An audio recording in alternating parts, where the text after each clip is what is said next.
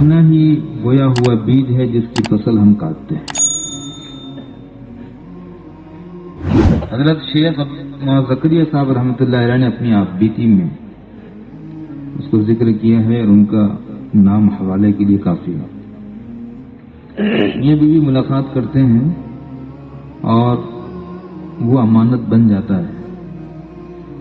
اس ملاقات کے بعد دونوں میں سے کسی کی نماز اگر قضا ہو جائے تو پیدا ہونے والی اولاد ماں باپ کی نافرمان پیدا ہوتی ہے.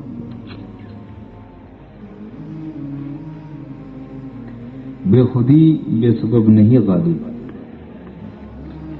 جو ہوا ہے اس کا کچھ سبب ہے.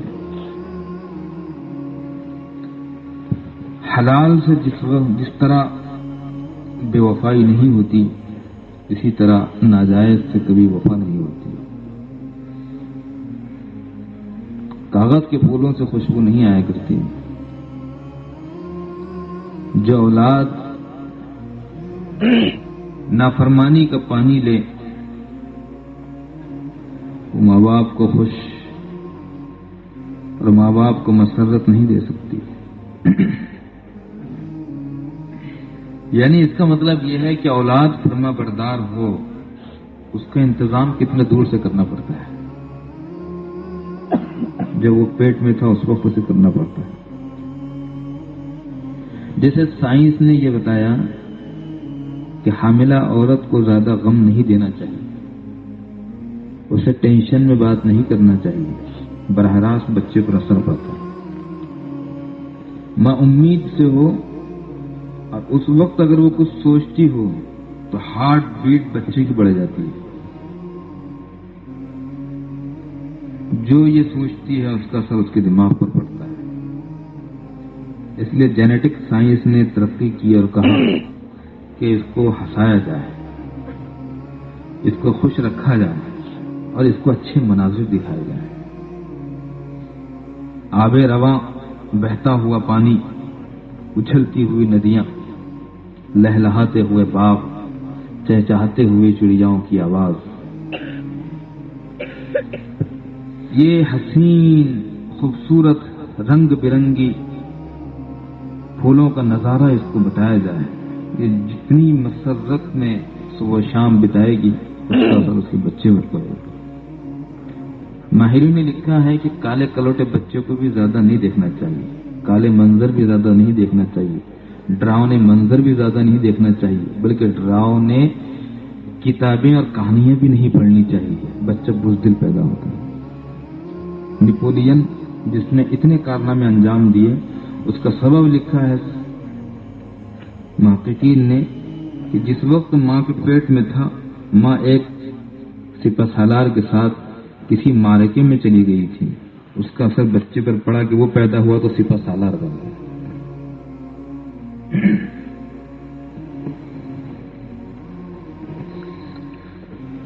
ماہرین نے یہ بھی لکھا ہے کہ ماں زیادہ دودھ پیا کرے ان دنوں میں تو بچہ انتہائی خوبصورت اور بہت زیادہ ذہین پیدا ہوتا ہے.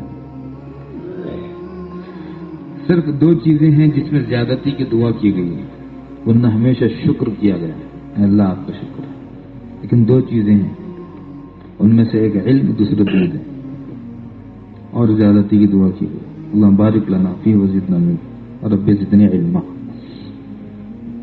تو جیسے محققین نے یہ نقل کیا ہے کہ اچھے برے اثرات بچے پر پڑتے ہیں، اچھی اور بری کہانیوں کے اثرات بچے پر پڑتے ہیں.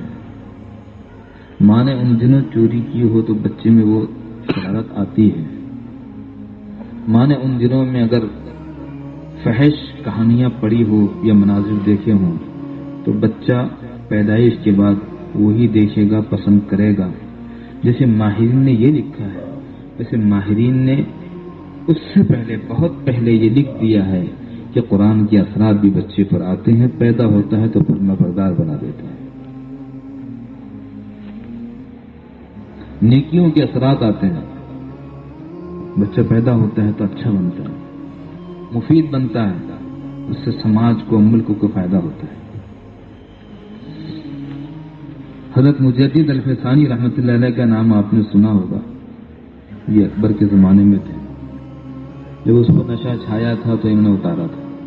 جہانگیر کے دور میں پھر یہ آئے تھے، گوالیار سے باہر نکل کر آئے تھے تو انہوں نے نشہ اتارا تھا. علامہ اقبال ان کی قبر پر حاضر ہوئے تھے تو انہوں نے قبر پر کہا تھا، حاضر ہوا میں شیخ مجدد کی لحد پر، ہے جن کی لحد زیر فلک مطلع انوار. گردن نہ جھکی جس کی جہانگیر کے آگے، اللہ نے بر وقت کیا جس کو خبردار. وہ مجدد الفسانی رحمۃ اللہ علیہ، ان کے بیٹے ایک تھے جن کے بارے میں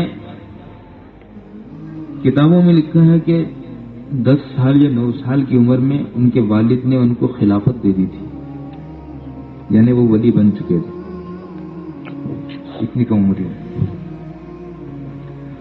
ان کے بچپن کا یہ حال تھا کہ ایک مرتبہ جب رمضان کی عید ہوئی، لوگ عید کی نماز پڑھ کر واپس لوٹے تو حضرت مجدد الفسانی رحمۃ اللہ علیہ سے کہا، لوگوں میں چرچا ہے کہ عید جو ہوئی صحیح ہوئی یا نہیں، چاند دکھا کہ نہیں دکھا.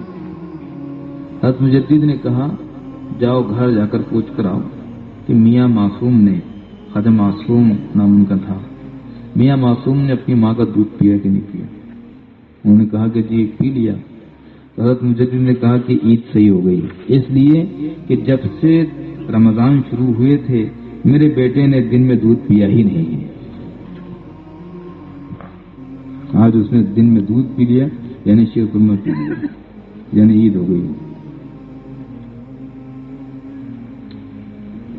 جس پانی کے قطرے کو ہیرا بننا ہوتا ہے، موتی آبدار تابدار چمکدار بننا ہوتا ہے، وہ سیپ کے منہ میں گرتا ہے، مینڈک کے منہ میں نہیں گرتا ہے.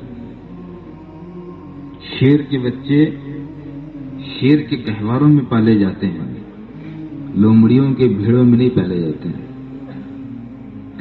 جن بچوں کو اچھا بننا ہے ان کے ماں باپ بھی اچھے رہتے ہیں. وہ جوانی میں عیش اور بڑھاپے میں بھی عیش دیکھ ہی نہیں سکتے. یہاں اہتمام ہو تو ادھر عیش ہو.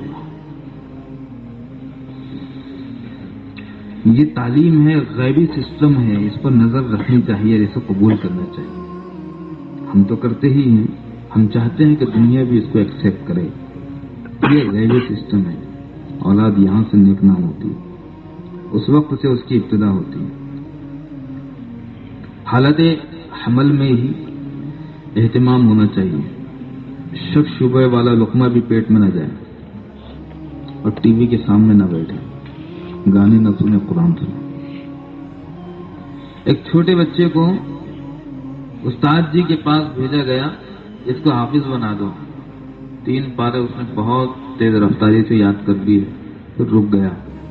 انہوں نے شکایت کی باپ سے، باپ نے بتایا ماں سے کہ ارمان تھے کہ بہت جلدی چلے گا لیکن رک گیا.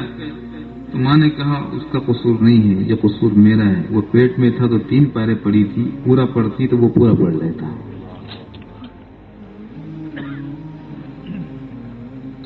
اثر یہاں سے آتا ہے اور اس وقت سے آتا ہے. دل کے بہلانے کے لیے گانے نہیں ہوتے ہیں، دل کے بہلانے کے لیے خدا کا کلام ہوتا ہے، اللہ کا قرآن. جب دل نہ لگے تو قرآن لے کر بیٹھنا چاہیے. اللہ اکبر. جب موت سر پہ منڈلا رہی تھی تو قرآن لے کر بیٹھے تھے. شہید کربلا امام حسین رضی اللہ تعالی، پتا تھا، ہو چکا تھا جو ہونا تھا، معلوم تھا کہ ابھی رکنے والے نہیں. تو کہا کہ ٹھیک ہے، ایک رات کو مہلت دے دو. ساری رات عبادت کی تھی، قرآن پڑھا تھا، اہل بیت کو جمع کیا تھا اور کہا تھا وَاسْتَعِينُوا بِالصَّبْرِ وَالصَّلَاةِ. آفت آ چکی ہے، نماز سے اور صبر ہی سے اللہ کی مدد آ سکتی ہے. اب سرنیزے پہ حضرت نے سنایا یوں کلام اللہ، ملائکے بھی ہوئے حیران، تلاوت ہو تو ایسی ہو. کہاں تلاوت کر ڈالے، جہاں وصیت کرنی تھی، جہاں پر بھیک جان کی امان کی مانگنی تھی، وہاں قرآن نکل. اللہ کرے ہمیں قرآن سے شغف نصیب ہو، قرآن سے ہمیں شفا نصیب ہو، قرآن سے اللہ ہمیں قرار عطا کرے۔ ابن تیمیہ مرحوم کو جیل میں بند کر دیا گیا تھا اور ان کے پاس جتنی ان کی عزیز ترین چیزیں تھی وہ چھین لی گئی تھی، سب چھین لیا گیا تھا۔ ان کی بہت سی تصانیف وہ ہیں جو انہوں نے کوئلے سے دیواروں پر لکھی، وہ کتاب بن گئی۔ ان کو اسی میں راحت ملتی ہے، اس لیے ان کو سب چھین لیا گیا تھا۔ ابن تیمیہ مرحوم نے کہا تھا، تم سمجھتے ہو کہ اب میں روؤں گا، پیر رگڑوں گا، منت سماجت خوشامد کروں گا، عاجزی کروں گا کہ سامان لوٹا دو، میرا دل نہیں لگتا، تم مجھے بے چین بے قرار کر ہی نہیں سکتے، میں تمہارے سامنے منت و سماجت و خوشامد کر ہی نہیں سکتا، اس لیے نہیں کر سکتا اور میں اس لیے رو نہیں سکتا کہ میرے سینے میں قرآن ہے، جب میں پڑھتا ہوں جنت کا مزہ لے لیتا ہوں، تم مجھے مجبور نہیں کر سکتے، بس یہ قرآن۔ در سینے تو ماہ تمام نہاد ان، تیرے سینے میں تو ایک خورشید رکھا ہے اللہ نے، قرآن، سورج رکھا ہے، آفتاب و مہتاب رکھا ہے۔ اللہ ہماری بہنوں کو، ہماری ماؤں کو قرآن کی تلاوت کی توفیق عطا کرے۔ اور ہم جب جا کر ان سے کہتے ہیں کہ قرآن پڑھو تو وہ بولتے ہیں کہ تمہاری زبان سے اچھا نہیں لگتا، تم نے تو پورے سال سے ایک مرتبہ قرآن کو دیکھا تک نہیں، تم ہمیں کہتے ہو، تم کو نہیں جچتا۔ کوئی صبح شام پڑھنے والا اگر ہمیں کہے تو ہم سنیں گے بھی اور دوپٹہ اور پلو بھی اوڑھ لیں گے، لیکن تم نے تو ایک سال ہو گیا قرآن کو ہاتھ میں لے کر۔ تاقوں میں سجایا جاتا ہوں، دھو دھو کے پلایا جاتا ہوں، تاقوں میں سجایا جاتا ہوں، دھو دھو کے پلایا جاتا ہوں، جب میری ضرورت پڑتی ہے ہاتھوں میں اٹھایا جاتا ہوں۔ اس لیے قرآن کے قسم کے لیے یہ میری بات پر یقین کر